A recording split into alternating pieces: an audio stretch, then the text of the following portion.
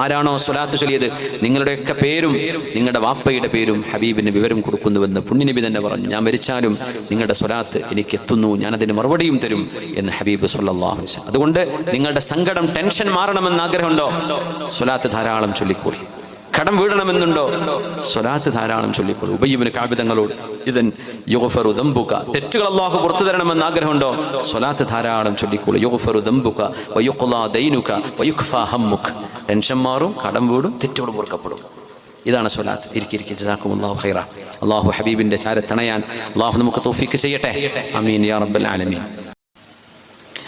ഖാല റസൂലുള്ളാഹി സ്വല്ലല്ലാഹു അലൈഹി വസല്ലം, പുണ്യനബി തങ്ങൾ പഠിപ്പിച്ചു തരികയാണ്, ഒരു മനുഷ്യന്റെ ജീവിതം അവസാനിക്കുന്നിടത്തേക്ക് എത്തുമ്പോൾ, മരണത്തിലേക്ക് നീങ്ങുമ്പോൾ അസുഖങ്ങളെ കൊണ്ട് അല്ലാഹു സിഗ്നൽ തരുന്ന പോലെ ഈ പ്രപഞ്ചത്തിന്റെ അന്ത്യവും അടുത്തു എന്ന് പ്രപഞ്ചത്തിന് വരുന്ന രോഗങ്ങളാണ് പുണ്യനബി പഠിപ്പിക്കുന്നത് സ്വല്ലല്ലാഹു അലൈഹി വസല്ലം. ഇതിൽ ചില രോഗം ഭയങ്കര വലിയ രോഗങ്ങളാണ്, മേജർ ഓപ്പറേഷൻ വേണ്ട രോഗങ്ങളുണ്ട് ഭൂമിക്ക്, പ്രപഞ്ചത്തിന് സംഭവിക്കും. അതിനാണ് അലാമാത്തുൽ കുബ്ര, വലിയ വലിയ അടയാളങ്ങൾ എന്ന് പറയാം.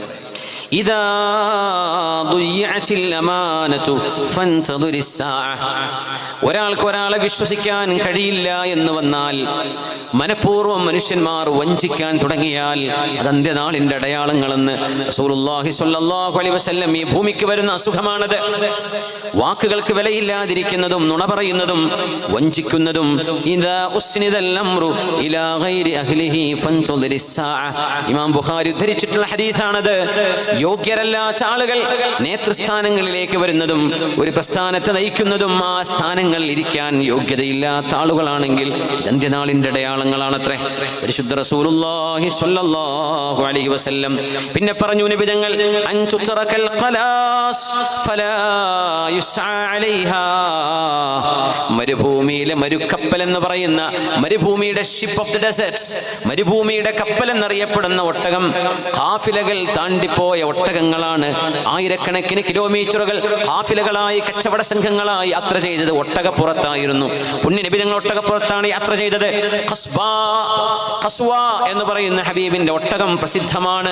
ഖസ്വ ഹബീബിന്റെ ഒട്ടകത്തിന്റെ പേരാണ് സ്വല്ലല്ലാഹു അലൈഹി വസല്ലം. തങ്ങൾ പറഞ്ഞു, ഒരു കാലം വരും അൻ തുതറകൽ ഖലാസ്, നല്ല ഒട്ടകങ്ങൾ വരെ ആളുകൾ വാഹനം കയറാൻ ഉപയോഗിക്കൂല.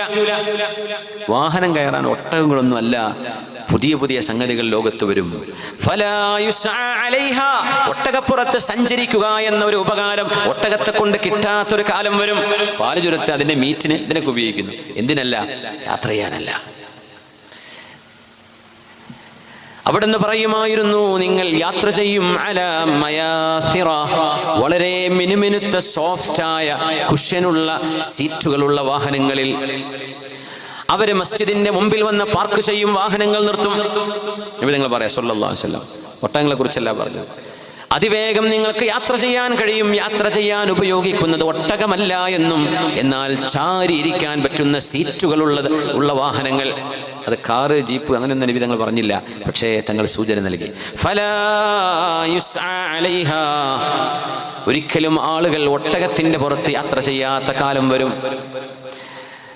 കുതിരപ്പുറത്ത്, കഴുതപ്പുറത്ത്, കാളവണ്ടികളിൽ ഇതിലൊന്നും ആൾക്കാർ യാത്ര ചെയ്യൂല. കാലം അല്ലേ മാറിയില്ലേ, എത്ര പെട്ടെന്നാണ്.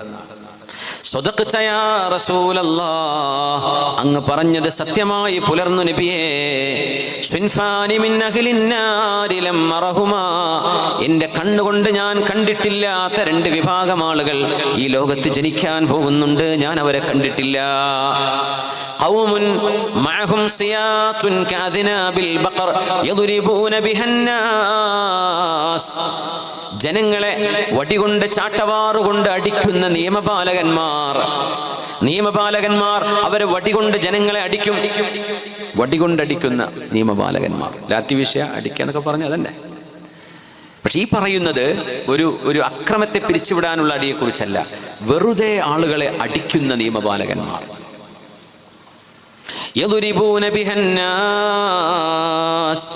അവര് ജനങ്ങളെ അടിക്കുന്നവരാണ്.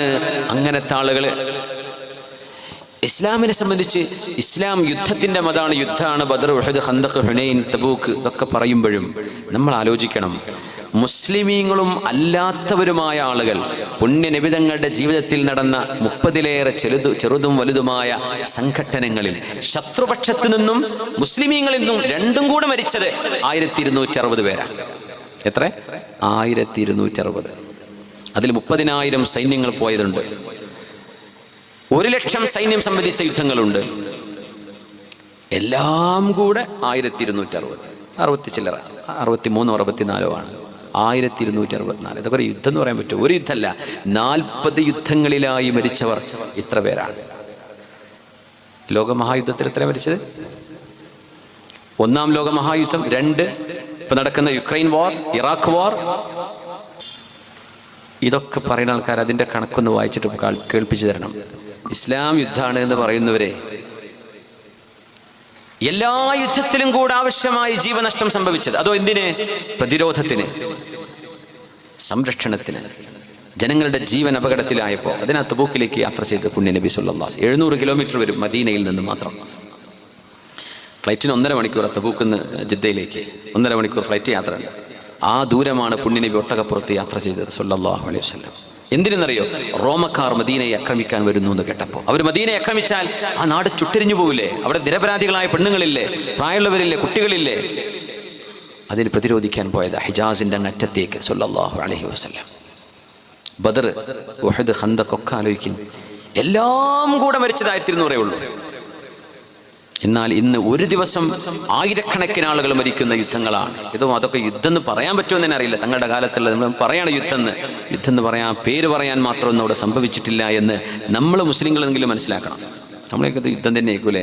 ബദർ, ഉഹദ്, ഖന്തഖ് എന്നൊക്കെ കേൾക്കും. നമുക്ക് തോന്നുന്നു ഭയങ്കര യുദ്ധത്തിൻ്റെ മത. അല്ല, സ്നേഹവും കാരുണ്യവും സഹായവും ഒരുപാട് വാരിക്കൊടുത്ത മണ്ണാണ് മദീനയുടെ മണ്ണ്. പക്ഷെ അത് കഴിഞ്ഞു പോയില്ലേ? ചരിത്ര അവശിഷ്ടങ്ങൾ നോക്കുമ്പോൾ യുദ്ധങ്ങളും കോട്ടകളൊക്കെ കാണാണ്ടാവുള്ളൂ. മ്യൂസിയങ്ങളിൽ ചെന്നാൽ ഏത് മ്യൂസിയത്തിലും യുദ്ധത്തിന്റെ ആയുധങ്ങളെ കാണാൻ കഴിയൂ.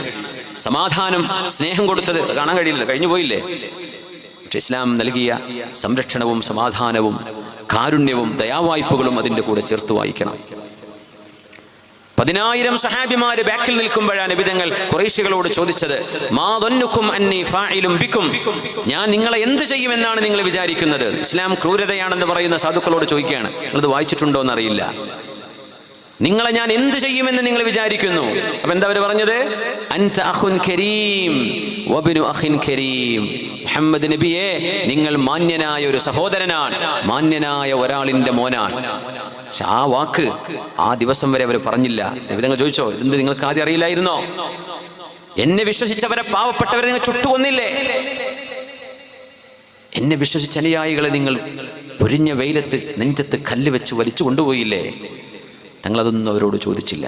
ഒറ്റ വാക്കാ പറഞ്ഞത്, ഇദ്ഹബൂ അൻതുമുത് തുലഖാ ലാ തസ്രീബ അലൈക്കുമുൽ യൗം. നിങ്ങളോട് ഒരു പ്രതികാരവും ഞാൻ ചോദിക്കണില്ല, പൊയ്ക്കോളി എന്ന് പറയാൻ. നിങ്ങൾക്ക് ഉപദ്രവം ചെയ്തവരാണ്. ആ ഉപദ്രവം ചെയ്ത നിങ്ങളോട് തിരിച്ചു ഒരു ഉപദ്രവവും ഇല്ല എന്ന് മാത്രമല്ല, നിങ്ങൾ സുരക്ഷിതരാൻ, പൊയ്ക്കോളൂ, ഞാൻ ഒന്നും ചെയ്യുന്നില്ല. ഇത് പറഞ്ഞ പുണ്യ നബിയെ നിങ്ങൾ കണ്ടില്ല എന്ന് നടിക്കരുത്. അതാണ് പുണ്യ നബി സല്ലല്ലാഹു അലൈഹി വസല്ലം. ഇസ്ലാം യുദ്ധ എന്നൊക്കെ പറയുമ്പോഴേ 1200-ലേറെ വരുന്ന 2000 സ്വഹാബിമാർ കൂടെയുണ്ട് നബിതങ്ങളുടെ. ഹുദൈബിയ സന്ധി വരുമ്പോൾ വിട്ടുവീഴ്ച ചെയ്തു കൊടുത്തില്ലേ? നിങ്ങൾ എന്താണത് കാണാത്തത്? ഞങ്ങൾ യുദ്ധത്തിന് ഒരുക്കമാണ് നബിയെ എന്ന് പറഞ്ഞ അനുയായികളോട്, നിങ്ങൾ യുദ്ധത്തിനല്ല ഒരുങ്ങേണ്ടത്, ക്ഷമിക്കാൻ ഒരുങ്ങിക്കോളൂ, നമ്മൾ മാപ്പ് കൊടുക്കാൻ, നമ്മൾ ക്ഷമിക്കുകയാണ്, നമ്മൾ മദീനത്തേക്ക് തിരിച്ചു പോവുകയാണ്. സ്വഹാബിമാർ വിഷമിച്ചില്ലേ? മദീനയിൽ നിന്ന് 400 കിലോമീറ്റർ നടന്നു വന്ന് മക്കങ്ങനെ നോക്കിയാൽ കാണുന്നുണ്ട്, അവിടേക്ക് കടക്കാൻ വിടാതെ മക്കക്കാരായ നാട്ടുകാരെ, മക്കയിൽ അവിശ്വാസികൾ മുഹാജിറുകളായ മുസ്ലിമീങ്ങളെ തിരിച്ചു പറഞ്ഞയച്ചപ്പോൾ പുണ്യ നബി തങ്ങൾ വേദനിച്ചിട്ടുണ്ട്. പക്ഷേ നബി തങ്ങൾ മാപ്പ് ചെയ്തു കൊടുത്തു സല്ലല്ലാഹു അലൈഹി വസല്ലം. ആ ഹബീബിനെ നമ്മൾ കാണണം. സിൻഫാനി മിൻ അഹ്ലിന്നാർ ലം അറഹുമാ, ഞാൻ എൻ്റെ കണ്ണുകൊണ്ട് കാണാത്ത 2 വിഭാഗം ആളുകൾ ലോകത്ത് വരാൻ പോകുന്നുണ്ട്. ഖൗമുൻ മഅഹും സിയാത്തുൻ കാദിനാബിൽ ബഖർ യദ്രിബൂന ബിഹന്നാസ്. ജനങ്ങളെ അടിക്കുന്ന നിയമപാലകന്മാർ, ഞാൻ അവരെ കണ്ടിട്ടില്ല. പൊതുജനങ്ങളെ ഇങ്ങനെ പരാക്രമങ്ങൾ അഴിച്ചുവിടുന്നത്, നിരപരാധികളെ അടിക്കുന്നത്, ദേഹോപദ്രവം ചെയ്യുന്നത് നരകം കിട്ടാൻ കാരണമാണ്. അതുകൊണ്ട് അവർ നരകത്തിലാണ്, ഞാൻ അവരെ കണ്ടില്ല എന്ന് പുണ്യനബി സല്ലല്ലാഹു അലൈഹി വസല്ലം. അബൂ മസ്ഊദ് അസ്സഖഫി റളിയല്ലാഹു അൻഹു പറയുന്നു, ഞാൻ എൻ്റെ അടിമയെ എന്തോ എനിക്ക് ആ അടിമയോട് ദേഷ്യം വന്നപ്പോൾ അടിമയെ അടിക്കാൻ വേണ്ടി ഞാൻ എൻ്റെ ചാട്ടവാറെടുത്ത് ഇങ്ങനെ കൈ പൊക്കിപ്പിടിച്ച് അടിക്കാൻ ഓങ്ങുമ്പോഴാണ് അബാ മസ്ഊദ്, എന്റെ പിറകിൽ നിന്നൊരാൾ വിളിക്കുന്നു, അബൂ മസ്ഊദേ. തിരിഞ്ഞു നോക്കുമ്പോൾ അത് ലോകത്തിന്റെ ഗുരുവാണ്, അല്ലാഹുവിന്റെ റസൂലാണ്, പുണ്യ നബി സല്ലല്ലാഹു അലൈഹി വസല്ലം. അബൂ മസ്ഊദേ, പാവമായ നിങ്ങൾക്ക് ജോലി ചെയ്യാൻ വന്ന അടിമയെ നിങ്ങൾ അടിക്കുകയാണോ? അറിയണേ അബൂ മസ്ഊദ്, ഇയാളുടെ മേലെ കൈവക്കാൻ നിങ്ങൾ ധൈര്യം കാണിക്കുമ്പോൾ അറിയണമേ, അല്ലാഹു നിങ്ങളുടെ മേൽ അധികാരമുള്ളവനാണ്. ഇതുപോലെ നിങ്ങളെ ചാട്ടവാറ് കൊണ്ടടിക്കാൻ അല്ലാഹുവിന് കഴിയും. അബൂ മസ്ഊദ് കയ്യുന്ന ചാട്ടവാർ താഴെ വീണുപോയി, വിറക്കാൻ തുടങ്ങി. മനുഷ്യന്മാരടിക്കാണോ ഇത് ചോദിച്ച നബിയ പുണ്യ നബി സല്ലല്ലാഹു അലൈഹി വസല്ലം. ആ അടിമ മുസ്ലിം പോലും ആയിരുന്നില്ല. അതദുരിബുഹു, നിങ്ങൾ അടിക്കാണോ ആ മനുഷ്യനെ? അബൂ മസ്ഊദേ, നിങ്ങൾ അറിയണമേ, ഇയാളുടെ മേൽ നിങ്ങൾക്ക് അധികാരമുള്ള പോലെ നിങ്ങളുടെ മേൽ അല്ലാഹുവിന് അധികാരമുണ്ട് കേട്ടോ. അദ്ദേഹം കരഞ്ഞുകൊണ്ട് പറഞ്ഞു, നബിയേ, ഞാൻ അങ്ങനെ അടിച്ചിട്ടുണ്ടായിരുന്നു, ഇനി ഞാൻ ചെയ്യില്ല നബിയേ. അതിനൊക്കെ പകരം ഈ അടിമയെ ഞാൻ നിരുപാധികം സ്വാതന്ത്ര്യം കൊടുത്ത് സ്വതന്ത്രനാക്കി വിട്ടാൽ മതിയോ? യാ റസൂലല്ലാഹ്, ഞാൻ അയാൾക്ക് സ്വാതന്ത്ര്യം കൊടുക്കട്ടെയോ നബിയേ? ഒരു പൈസ പോലും പകരം വാങ്ങാതെ ഞാൻ അയാളെ സ്വതന്ത്രനായി വിട്ടേക്കാം നബിയേ. അബൂ മസ്ഊദേ, ചെയ്തോളൂ, അത് തന്നെയാണ് വേണ്ടത്. നിങ്ങൾ അങ്ങനെ ചെയ്തില്ലെങ്കിൽ നരകത്തിന്റെ തീജ്വാലകൾ നിങ്ങളെ കയറി പിടിക്കുമെന്ന് മഹാനായ അബൂ മസ്ഊദ് റളിയല്ലാഹു അൻഹുവിനോട് പറഞ്ഞ നബി. ഒരു ഭർത്താവും ഒരു ഭാര്യയെ അടിക്കരുത്, ഭാര്യ ഇങ്ങോട്ടും അടിക്കരുത്. ഒരു വാപ്പയും മക്കളെയും അടിക്കുകയാണെങ്കിൽ പോലും ശിക്ഷണം നടത്തേണ്ടത് 7 വയസ്സിന്റെയും 14 വയസ്സിന്റെയും ഇടയിലുള്ള കാലമാണ്. ആ കാലത്താണ് അദബ് പഠിപ്പിക്കേണ്ടത്. ആ സമയത്ത് പോലും ദേഹത്ത് മുറിവ് വരുന്ന അടിയോ ചോരൊലിക്കുന്ന അടിയോ മക്കൾ അടിക്കുകയും വരുത്. മാ ضرب رسول الله صلى الله عليه وسلم بيده احدا قط. ഒരു വേലക്കാരനെയോ അവിടുത്തെ ഭാര്യയെയോ അടിമയെയോ ഒരാളെയും പുണ്യനബി കൈകൊണ്ട് അടിച്ചിട്ടില്ല. ഇല്ല അൻ യുജാഹിദ ഫീ സബീലില്ലാഹ്. അതാണ് പുണ്യനബി സല്ലല്ലാഹു അലൈഹി വസല്ലം. അതുകൊണ്ട് നരകത്തിലേക്ക് വീഴുന്നവരെന്ന് നബി തങ്ങൾ പറഞ്ഞത്, പൊതുജനങ്ങളെ നിയമത്തിന്റെ ആ ഓരം പിടിച്ചു നിന്നുകൊണ്ട് പൊതുജനങ്ങളെ, സാധാരണക്കാരെ, പാവപ്പെട്ട ആളുകളെ, അത് ഭൂരിപക്ഷമോ ന്യൂനപക്ഷമോ അതൊന്നും അവിടെ വിഷയമല്ല. മനുഷ്യനായി ജനിച്ചവനാണോ ഒരു മനുഷ്യനെ നിരുപാധികം പീഡിപ്പിക്കുകയും വേദനിപ്പിക്കുകയും ചെയ്യുന്ന സർവ്വ നിയമപാലകന്മാരും സിൻഫാനി ഫിന്നാർ, നരകത്തിലാണ്. ഇതാണ് ലോക റസൂൽ അന്ത്യ റസൂലിന്റെ പ്രഖ്യാപനം. മനുഷ്യരടിക്കരുത്. പിന്നെണ്ടോ കൊലപാതകം, പിന്നെണ്ടോ വർഗീയ കലാപങ്ങൾ ഉണ്ടാക്കുന്നത്? ചെയ്യാൻ പാടില്ല. ഞാൻ കണ്ടിട്ടില്ലാത്തവരാണിവർ എന്നാൽ നിങ്ങൾക്ക് ഇവരെ കാണാൻ കഴിയും. സ്വദഖ്ത യാ റസൂലല്ലാഹ്, അങ്ങ് പറഞ്ഞത് എത്ര സത്യമാണ് നബിയേ, സത്യമായി പുലർന്നിട്ടില്ലയോ? പിന്നെ പറഞ്ഞു, ഒരു വിഭാഗം ആളുകൾ കൂടെ വരുന്നുണ്ട്, ഞാൻ അവരെ കണ്ടിട്ടില്ല. നിസാഉൻ കാസിയാതുൻ ആരിയാത്ത്, ശരീരത്തിലെ അവയവങ്ങൾ തുടുത്ത് കാണിപ്പിക്കുന്ന വിധം വസ്ത്രവിധാനം ചെയ്യുന്ന പെണ്ണുങ്ങൾ, തുലിനിറം കാണുന്ന വസ്ത്രം ധരിക്കുന്ന പെണ്ണുങ്ങൾ, ശരീരം മുഴുവനായും മറക്കാത്ത പെണ്ണുങ്ങൾ, പുരുഷന്മാരെ തിന്മയിലേക്ക് ചിന്തിപ്പിക്കുന്ന വിധം വസ്ത്രധാരണം ചെയ്യുന്നവർ, അത്തരം പെണ്ണുങ്ങളും എൻ്റെ ഉമ്മത്തിൽ ഞാൻ കണ്ടില്ല. എന്നാൽ മുസ്ലിമീങ്ങളെന്ന് പറയുന്നവരിൽ അവർ വരും. വേഷവിധാനങ്ങൾ, ടൈറ്റ് ജീൻസും ടീഷർട്ടൊക്കെ ഇട്ട് നടക്കുമ്പോൾ ഹോർമോൺ പ്രവർത്തനങ്ങൾ, മനുഷ്യരാണ്, തിന്മകളെക്കുറിച്ചുള്ള ചിന്തകൾ വരും. നിങ്ങളങ്ങനെ നടക്കരുതേ എന്ന് പുണ്യനബി പറയാം പെണ്ണുങ്ങളോട്. കണ്ണ് ചിമ്മണേ എന്ന് ആണുങ്ങളോട്. ഇത് രണ്ടും ഇവിടെ നടന്നാലിവിടെ ഒരു കിഡ്നാപ്പ് ഉണ്ടാവില്ല, ഒരു റേപ്പ് ഉണ്ടാവില്ല, ഒന്നും ഉണ്ടാവില്ല. പക്ഷെ തിന്മ വേണമെന്ന് വിചാരിച്ച് നടന്ന പിന്നെ എന്ത് ചെയ്യും? ആരിയാത്ത്, നഗ്നകളായ പെണ്ണുങ്ങളെ കാണാൻ കഴിയും. എന്താ ഇന്നർവെയറിൻ്റെ ഒക്കെ ഫോട്ടോ ഒക്കെ കാണിക്കുന്ന നമ്മുടെ റോഡ് സൈഡിൽ കാണുന്ന വലിയ വലിയ പരസ്യ ഫലങ്ങൾ. പൂത്തുപോലെ വളർന്ന പെണ്ണും ആണും ഒക്കെയാണ് ട്രൗസറും ഷെഡിട്ട് നിൽക്കുന്നത് പോസ്റ്റിൽ ഫ്രെയിം ചെയ്തിട്ട്. എന്നിട്ട് അതിന് കാശ് വാങ്ങുക, പരസ്യത്തിൽ നിന്ന് കൊടുക്കുക. എന്നിട്ട് പോകുന്ന ബൈക്കേരും ബസ്സുകാരൊക്കെ ഇങ്ങനെ നോക്കി പോവുക. സുബ്ഹാനല്ലാഹ്. ഒരു ബെഡ്റൂമിൽ പോലും ഭർത്താവിൻ്റെ കൂടെ സ്വകാര്യതയിൽ പോലും ഒരു പെണ്ണ് മടിക്കുന്ന വേഷം പരസ്യ ഫലകങ്ങളിൽ, നമ്മുടെ TV ചാനലുകളുടെ പരസ്യങ്ങളിൽ, ഫിൽമുകളിൽ, അത്തരത്തിലുള്ള കാര്യങ്ങൾ. ഞാൻ കണ്ടില്ല നബി തങ്ങൾ പറയാം, പക്ഷെ നിങ്ങൾക്ക് കാണാൻ കഴിയും. വസ്ത്രമിടാതെ നടക്കുന്ന പെണ്ണുങ്ങൾ. മായിലാത്തുൻ മുമീലാത്ത്, പുരുഷന്മാരോട് ഇങ്ങോട്ട് കൊഞ്ചി കുഴയുന്ന പെണ്ണുങ്ങൾ. മുമീലാത്ത്, തന്നെ ആരെങ്കിലും ഒന്ന് നോക്കണേ, എന്നെ ആരെങ്കിലും ഒന്ന് പ്രേമിക്കണേ എന്ന് യാചിച്ച് നടക്കുന്ന പെണ്ണുങ്ങൾ. പെണ്ണുങ്ങളെ, നിങ്ങളുടെ ഏറ്റവും വലിയ അഭിമാനം നിങ്ങളുടെ നാണമാണ്. നിങ്ങളുടെ ഏറ്റവും വലിയ ആഭരണം നിങ്ങളുടെ ലജ്ജയാണ്. നിങ്ങളുടെ ഏറ്റവും വലിയ സമ്പത്ത് നിങ്ങളുടെ ചാരിത്രശുദ്ധിയാണ്. അത് കളഞ്ഞു തീരുമ്പോഴാണ് മനസ്സിലാവുന്നത്, ഞാൻ എൻ്റെ അഭിമാനം പിച്ച് ചീന്തി കളഞ്ഞല്ലോ, എന്നെ അവൻ പിച്ച് ചീന്തിയല്ലോ. പിന്നെ കരഞ്ഞിട്ട് കാര്യം ഉണ്ടാവില്ല. മായിലാത്തുൻ മുമീലാത്ത് റൂസുഹുന്ന കഅസ്നിമത്തിൽ ബുഖ്തിൽ മായില, അവരുടെ തലമുടി മേലോട്ട് കെട്ടിവെച്ച്, ഇപ്പം മഫ്തക ധരിച്ചിട്ടുണ്ട്, സ്കാർഫ് ഉണ്ട്, പക്ഷെ മുടി മേലോട്ട് ഇങ്ങനെ കുടുമയായി വെക്കും മേലെ. എന്നിട്ട് ഒട്ടകം നടക്കുന്നത് കണ്ടിട്ടുണ്ടോ? പൂഞ്ഞയുള്ള ഒട്ടകം. ആ ഒട്ടകത്തിന്റെ പൂഞ്ഞ അത് നടക്കുമ്പോൾ ചെരിയുന്ന പോലെ, ആടുന്ന പോലെ, ഹൈ ഹീൽ ചെരുപ്പിട്ട് നടന്നാൽ സംഭവിക്കുന്ന ഒരു പ്രതിഭാസമാണ്. അങ്ങനെ ഒരു ചെരുപ്പ് പോലും കണ്ടിട്ടില്ലാത്ത പുണ്യനബി തങ്ങൾ പറയുന്നത് എന്നോർക്കണം. ഇമാം മുസ്ലിം റളിയല്ലാഹു അൻഹു സ്വഹീഹിൽ ഉദ്ധരിച്ച ഹദീസാണിത്.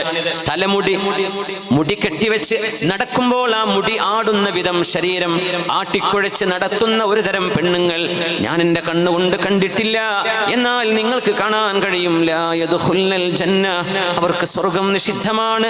വലാ യജിദിന റീഹഹാ, അതിന്റെ പരിമളം പോലും അവർക്ക് ലഭ്യമല്ല.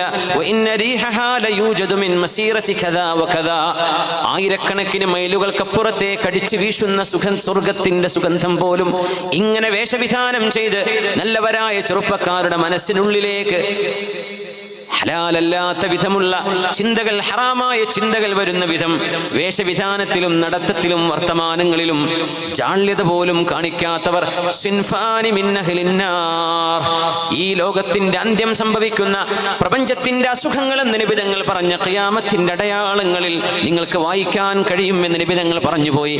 സ്വദഖ്ത യാ റസൂലല്ലാഹ്, അങ്ങ് പറഞ്ഞത് എത്ര സത്യമാണ് നബിയേ, എത്ര സത്യമാണ്.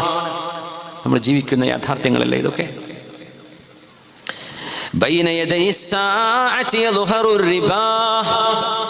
അന്ത്യനാളിന്റെ മുമ്പ് പലിശയുടെ ഉപയോഗം ധാരാളം നടക്കുന്നത് കാണാൻ കഴിയും. ക്രെഡിറ്റ് ഡെബിറ്റ് കാർഡുകളടക്കം, ഓട്ടോ ലോണുകളടക്കം, പേഴ്സണൽ ഫൈനാൻസുകളടക്കം പലിശ കൊടുത്തിട്ട് ചെയ്യുന്ന എല്ലാ ഏർപ്പാടുകളും ഇന്ന് വർദ്ധിച്ചിരിക്കുകയാണ്. വീട് വെക്കാൻ ഒരു സ്ഥലം വാങ്ങിക്കുന്നത് പലിശയ്ക്ക്. അള്ളാഹുവിന്റെ അനുഗ്രഹം വരുന്നത് വരെ ഒന്ന് കാത്തിരിക്കാൻ സമയമില്ലാതെ വാങ്ങിച്ചു വെച്ച 5 സെന്റ് ഭൂമി പോലും ബാങ്കിൽ പണയപ്പെടുത്തി പലിശക്ക് പൈസ വാങ്ങിയിട്ട് വീട് പണി തുടങ്ങുകയും അത് പൂർത്തിയാക്കാൻ പിന്നെ വട്ടിപ്പലിശക്ക് വാങ്ങുകയും അത് കഴിഞ്ഞാൽ പലിശയിൽ മുങ്ങി തളർന്ന് കിട്ടുന്നതെല്ലാം കൊണ്ടുപോയി കൊടുത്താലും കടം വീട്ടാൻ കഴിയാതെ പലിശയുടെ നീരാളിപ്പിടുത്തത്തിൽ ശ്വാസം വിടാൻ പോലും കഴിയാതെ എത്ര വീടുകളാണ്, എത്ര വീടിനുള്ളിൽ കിടക്കുന്ന എത്ര ജീവനുകളാണ് ഒന്ന് ആശ്വാസത്തോടെ ശ്വാസം വിടാൻ കഴിയാതെ ഈ വീട് എടുത്തുകൊണ്ടു പോകുമോ, ജപ്തി ചെയ്യുമോ? എന്തേ? പലിശയിൽ ഉണ്ടാക്കിയതാണ്. വിവാഹം വരുമ്പോ, വിശേഷപ്പെട്ട ദിവസങ്ങൾ വരുമ്പോൾ പൈസ വേണം, നേരെ സ്വർണം കൊണ്ടുപോയി പണയത്തിന് പലിശക്ക് പൈസ എടുത്തു. ഒരു ഫിൽസ് പോലും നമ്മൾ അടക്കുന്നത് പലിശയാണ് അല്ലേ? അത് എത്ര റേറ്റ് കുറവുണ്ടെന്ന് നോക്ക് ബാങ്കുകളിൽ. ഏത് ബാങ്കിലാ പലിശ റേറ്റ് കുറവ്? അള്ളാഹുവിനോട് യുദ്ധം പ്രഖ്യാപിക്കലാണ്. നിങ്ങൾ കുടുങ്ങിയ ഒരവസ്ഥ അത് അള്ളാഹുവിനും നിങ്ങൾക്കും അറിയുള്ളൂ. ആ ഒരവസ്ഥയിൽ നിങ്ങൾക്ക് ചെയ്യാമെന്നല്ലാതെ എങ്ങനെ വളരെ കുടുങ്ങുക. അള്ളാഹുവിനോട് മറുപടി പറഞ്ഞ അള്ളാഹ് എന്നാ ആയിക്കോട്ടെ കുഴപ്പമില്ല എൻ്റെ അടിമേ എന്ന് റബ്ബ് മറുപടി പറയും. അങ്ങനത്തെ ഒരു കാരണം നിങ്ങളുടെ മുമ്പിലുണ്ടെങ്കിൽ അല്ലാതെ ഈ പരിപാടി നമുക്ക് പറ്റൂല. പിന്നെ നമ്മുടെ വീട്ടിൽ എങ്ങനെ ബർക്കത്തുണ്ടാവുക? നമ്മുടെ മക്കളെങ്ങനെ നന്നാവുക? നമ്മളെങ്ങനെ നന്നാവുക? നമ്മുടെ വാഹനങ്ങൾ പലിശയിലാണ് ഓടുന്നത് അല്ലേ? ഒരു വിഷയമല്ലല്ലോ പണയപ്പെടുത്തുക എന്ന് പറഞ്ഞാൽ. നമ്മുടെ നാടുകളിലെ പ്രാദേശിക ബാങ്കുകളിലൊക്കെ കിടക്കുന്ന നമ്മുടെ പെണ്ണുങ്ങളുടെ ആഭരണങ്ങളാണ്. അത് തിരിച്ചെടുക്കണ്ടോ എടുക്കണില്ലേ എന്നല്ല, എടുത്താൽ പിറ്റേന്ന് കൊണ്ടുപോയി വീണ്ടും വെക്കും വലിയ പൈസക്ക്. സുബ്ഹാനല്ലാഹ്. ചില ആളുകൾക്ക് ഇതൊരു ഹരമാണ്. ബാങ്ക് കൊടുക്കാൻ ഞാൻ സമാധാനാവില്ല. നിങ്ങൾക്കും നിങ്ങളുടെ മക്കൾക്കും തിന്നൂടെ ആ പൈസ? എന്തിനാ പലിശ? 10 ലക്ഷം എടുത്ത ആൾ 30-40 ലക്ഷം അടച്ചിട്ടാണ് പിന്നെ തീരുന്നത്. കടം പരസ്പരം, മുഅ്മിനീങ്ങളായ ആളുകൾ പരസ്പരം കടം കൊടുത്ത് സഹായിക്കണമെന്നാണ് ഇസ്ലാമിന്റെ വീക്ഷണം. കടം വാങ്ങിക്കല്ലേ, ഇതൊക്കെ സഹായിക്കാൻ പറ്റുന്ന മുതലാളിമാർ സഹായിക്കണം, പക്ഷേ വാങ്ങുന്ന ആളുകൾ തിരിച്ചടക്കണം. വഞ്ചിക്കരുത്, ഇവർ തന്നിട്ടില്ല എന്ന് പറയരുത്, വാങ്ങിയിട്ടില്ല എന്ന് പറയരുത്, നിഷേധിക്കരുത്, സമയമായി തിരിച്ചു കൊടുക്കണം. അത് ചെയ്യാതിരിക്കുമ്പോൾ മുതലാളിമാർ കൊടുക്കാതെയാവും. കാരണം അവൻ തിരിച്ചു തരൂല, മനുഷ്യന്മാർ വാങ്ങിച്ചോവും. എത്ര ആളുകളുണ്ട് കിട്ടാനുള്ള പൈസ കിട്ടിയാൽ എൻ്റെ വിഷമം തീരുമല്ലോ എന്ന് പറയുന്ന എത്ര ആൾക്കാരുണ്ട്, എത്ര ആളുകൾ. നിങ്ങൾക്ക് കിട്ടാനുള്ളത് കിട്ടിയാൽ മതി, വേറൊന്നും വേണ്ടായിരുന്നു, സഹായിച്ചു കൊടുത്തത്. അതുകൊണ്ട് അല്ലാഹുവിനെ ഭയപ്പെടണമേ.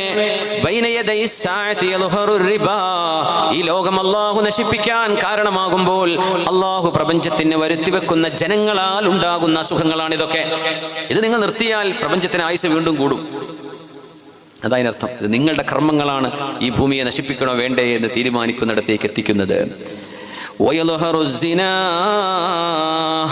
വ്യഭിചാരം വർദ്ധിക്കുമെന്ന് പുണ്യനബി സല്ലല്ലാഹു അലൈഹി വസല്ലം.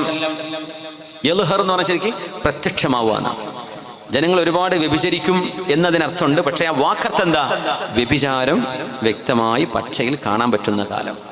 അത് മൊബൈലും പിടിച്ച് നോക്കിയിരിക്കുകയാണ്, കമ്പ്യൂട്ടർ തുറന്ന് കണ്ടിരിക്കുകയാണ്, ചാനലുകൾ തുറന്ന് വെച്ചിരിക്കുകയാണ്. യൽഹറു സിന, പച്ച വ്യഭിചാരം. വ്യഭിചാരത്തിന് കാശ് കൊടുത്ത് ഫിലിം ചെയ്ത് അഭിനയിച്ച് മനുഷ്യരെ മുഴുവൻ ലൈംഗിക രോഗികളാക്കി മാറ്റിയ ഈ മഹാദുരന്തമാണ് 20-ാം നൂറ്റാണ്ടിൻ്റെയും 21-ാം നൂറ്റാണ്ടിൻ്റെയും ഏറ്റവും വലിയ വിപത്ത് എന്ന് പണ്ഡിതന്മാർ പറയാണ്. ഈ ലോകം കണ്ട ഏറ്റവും വലിയ വിപത്തതാണ് നമ്മുടെ മക്കൾ എളിയ പ്രായത്തിൽ ഒരാണും ഒരു പെണ്ണും കുടുംബജീവിതത്തിൽ നയിക്കുന്ന സമയത്തുണ്ടാകുന്ന ശാരീരിക ബന്ധങ്ങൾ കൊച്ചുമക്കൾ കാണാൻ അവസരം ഉണ്ടാവും. എത്ര ഇതിലും വലിയ നാണക്കേടെന്താ? നമ്മുടെ സ്കൂളുകൾ അങ്ങനെ ആയിപ്പോയില്ലേ? നമ്മുടെ ക്യാമ്പസുകൾ അങ്ങനെ ആയില്ലേ? നമ്മുടെ വീടുകളിൽ അങ്ങനെ ആയില്ലേ? ഒരു മനുഷ്യൻ്റെ സ്വകാര്യതയാന്ന് പറഞ്ഞിട്ട് ഒറ്റയ്ക്കിരുന്നിട്ട് ഈ പച്ചയായ വ്യഭിചാരം നോക്കിയിരിക്കുക. വ്യഭിചാരം കാണാൻ എത്ര തിന്മയാണ്.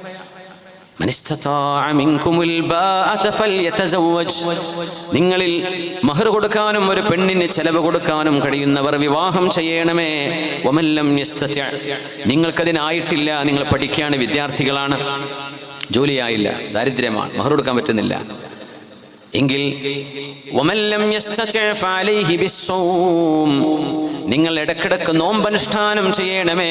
വെറുതെ പട്ടിണിയെടുക്കല്ല. നോമ്പ് അല്ലാഹുവിനോടുള്ള അനുസരണയാണ്, പടച്ചതമ്പുരാനെ കുറിച്ചുള്ള ചിന്തയാണ്. ആ ചിന്തയിൽ നിങ്ങൾ അല്ലാഹുവിന് നോമ്പെടുക്കണേ കഴിയുന്ന സമയങ്ങളിലൊക്കെ. ഒരു മനുഷ്യന്റെ ലൈംഗിക ശമനത്തിന് അത് ഉപകാരപ്പെടും. എന്നാൽ പോലും നിങ്ങൾ വ്യഭിചാരം നോക്കരുതേ, വ്യഭിചാരത്തിലേക്ക് പോകരുതേ എന്ന് ആണിനോടും പെണ്ണിനോടും പുണ്യ റസൂലല്ലേ പറഞ്ഞത് സല്ലല്ലാഹു അലൈഹി വസല്ലം. വ്യഭിചാരം പ്രത്യക്ഷമായി കൊണ്ടിരിക്കുന്നത്, അത് ഇത്രയും കൂടുതൽ ആളുകളുടെ മുമ്പിലേക്ക് ടെലികാസ്റ്റ് ചെയ്യപ്പെടുന്നത് പ്രപഞ്ചത്തിലെ ഏറ്റവും വലിയ ദുരന്തമാണത്. മുസ്ലിം എന്നല്ല മനുഷ്യരാശി കണ്ട ഏറ്റവും വലിയ ദുരന്തമാണ് ഈ ലൈംഗികത ഇങ്ങനെ പ്രദർശിപ്പിക്കപ്പെടുന്നത്. സർവശക്തനായ അല്ലാഹു നമ്മളെയും നമ്മുടെ മക്കളെയും നമ്മുടെ സമൂഹത്തെയും എല്ലാ മനുഷ്യരെയും റബ്ബ് കാത്തു രക്ഷിക്കട്ടെ. ആമീൻ യാ റബ്ബൽ ആലമീൻ. പ്രപഞ്ചത്തിൽ നമ്മൾ ഒരു വർഷം അവസാനിക്കുമ്പോൾ, ഒരു മാസം അവസാനിക്കുമ്പോൾ, ആരംഭിക്കുമ്പോഴൊക്കെ നമ്മുടെ മരണത്തിലേക്ക് നടന്നെടുക്കുന്ന പോലെ ഈ പ്രപഞ്ചവും അതിൻ്റെ മരണത്തിലേക്ക് നടന്നെടുക്കുന്നുണ്ട് എന്ന് നിബിധങ്ങൾ പറയുന്ന ചില അടയാളങ്ങളാണ് നമ്മൾ പറയുന്നത്.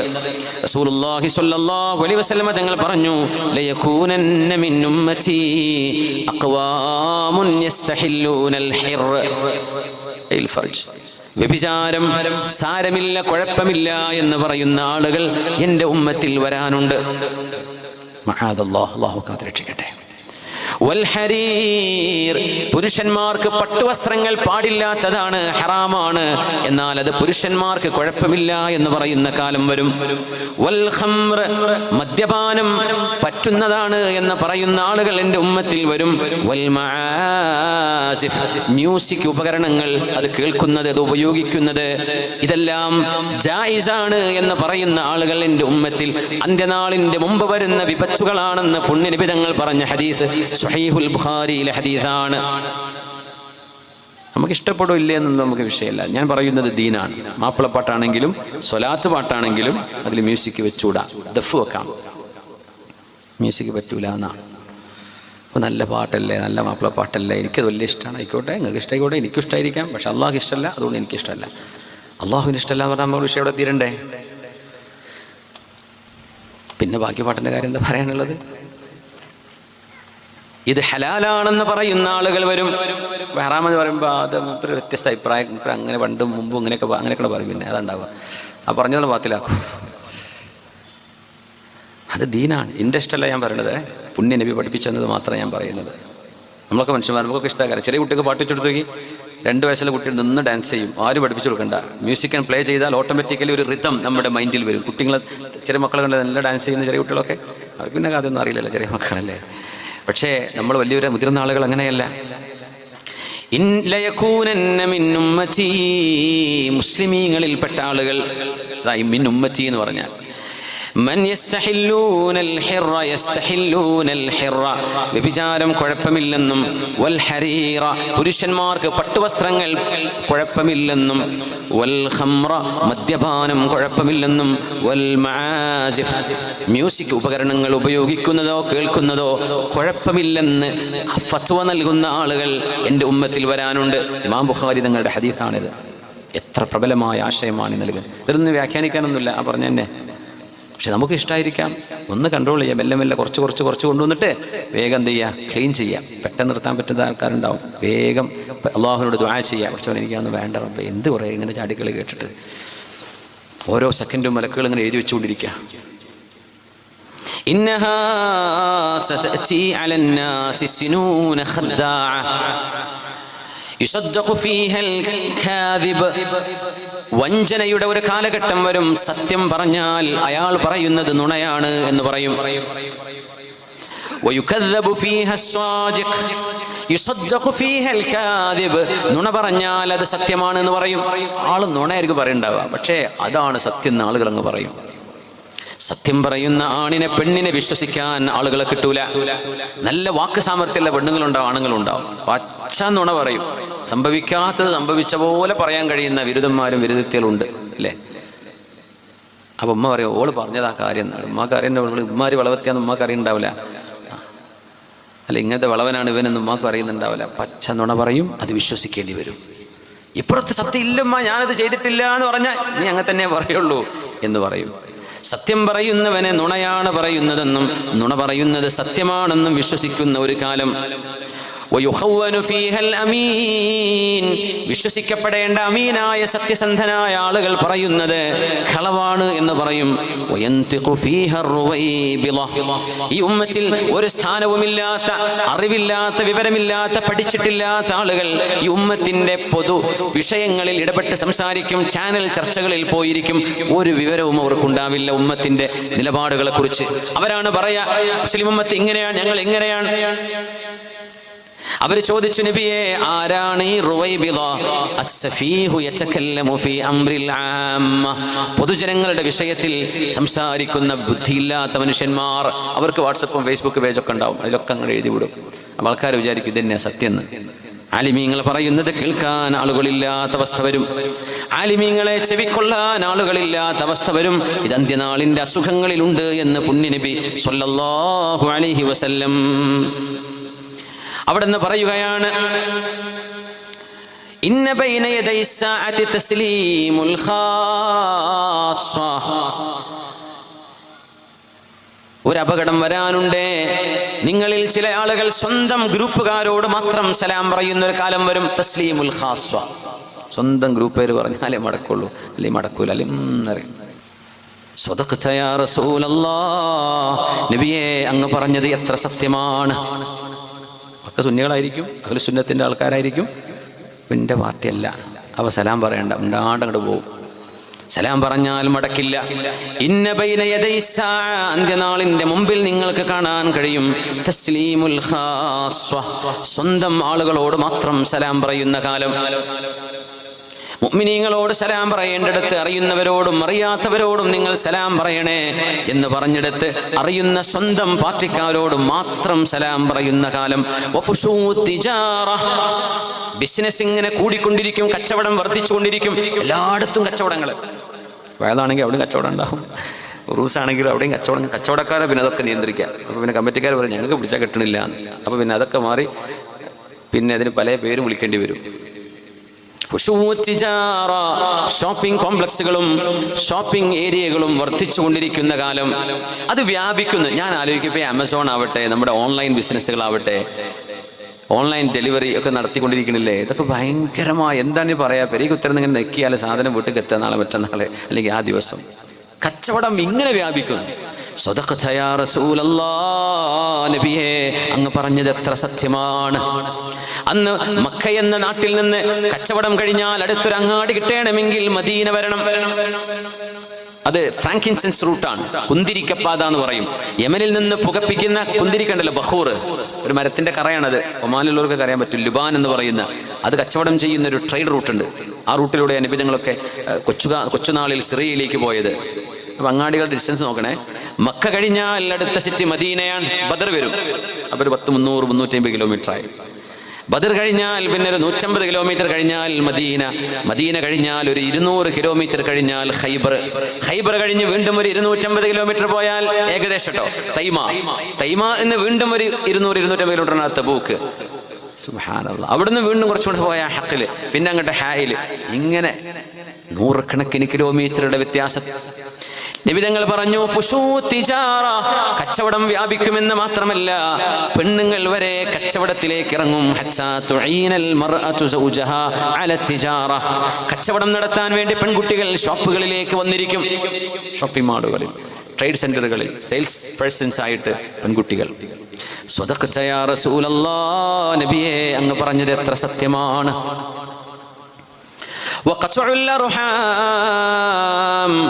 കുടുംബ ബന്ധങ്ങളെ മുറിച്ചു മാറ്റുന്ന അവസ്ഥകൾ വരും. കുടുംബത്തിൽ മറ്റുള്ള ആളിനോട് ഒരാളോട് സംശയം വരുന്നു, അവൻ എനിക്കെതിരെ മാരണം ചെയ്തിട്ടുണ്ടോ, സിഹ്ർ ചെയ്തിട്ടുണ്ടോ. കുടുംബ ബന്ധങ്ങളെ മുറിച്ചു മാറ്റപ്പെടുകയാണ്. എളാപ്പ മൂത്താപ്പയുടെ മക്കൾ പരസ്പരം മിണ്ടാതെയാകുന്നു. മാതാപിതാക്കളും മക്കളും തമ്മിൽ പിണക്കമാകുന്നു. പച്ചയായ നുണ പറഞ്ഞ് വല്ലാഹി പറയുന്ന കാലം വരും. പറയുന്നത് നുണയാണ്, എന്നാലും 100 വല്ലാഹി കൂടെ പറയും. അല്ലാഹനെ സാക്ഷി നിർത്തി പച്ച നുണ പറയുന്ന കാലം.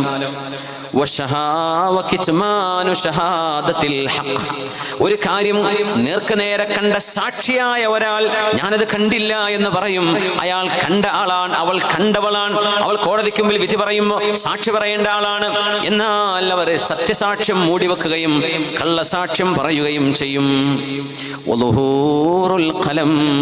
അച്ചടി ഭാഷകൾ, അച്ചടിച്ചു വരുന്ന ബുക്കുകൾ, പേപ്പറുകൾ, മാഗസിനുകൾ, വെബ്സൈറ്റുകൾ, എഴുത്ത് വർദ്ധിക്കുമെന്നാണ് അതിനർത്ഥം. എഴുത്ത് വർദ്ധിക്കും. വാട്സപ്പ് മുതൽ എഴുതന്നെയാണ്. മലയാളമൊക്കെ എഴുതാൻ പറ്റും, ഇംഗ്ലീഷ് എഴുതിയാൽ മലയാളമാവും, മലയാളം എഴുതിയാൽ ഇംഗ്ലീഷ് ആവും. എഴുതന്നെയാണ്.